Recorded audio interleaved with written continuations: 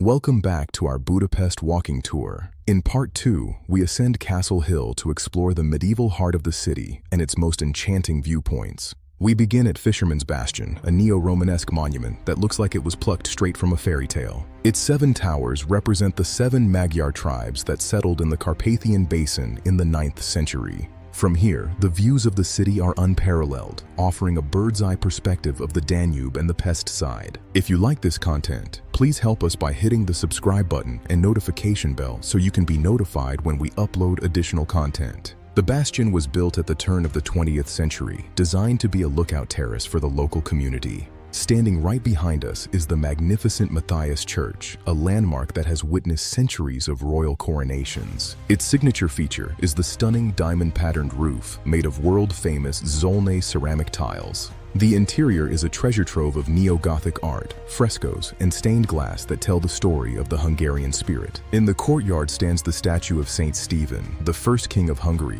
looking out over his capital. We move into Trinity Square, the historical center of the Castle District, marked by its ornate Holy Trinity column. The surrounding streets are a living museum, with pastel-colored houses dating back to the Middle Ages. Every doorway here hides a story, reflecting the architectural influences of the Ottoman and Habsburg eras. We pass the Rustwurm, the city's oldest confectionery, which has been serving famous cream cakes since 1827. As we continue south along the ridge, the scale of the royal palace begins to reveal itself. Here we find the Sandor Palace, an elegant neoclassical building that serves as the presidential residence. The changing of the guard is a favorite tradition, showcasing the precision and heritage of the Hungarian military. Entering the palace grounds, we are greeted by grand gates and statues of mythical Taural birds. The palace has been rebuilt many times, each iteration adding to the majestic complex we see today. The Matthias Fountain depicts King Matthias Corvinus in a hunting scene, a masterpiece of bronze sculpture. Looking south, we catch a glimpse of Gellert Hill, our destination for the final part of our journey.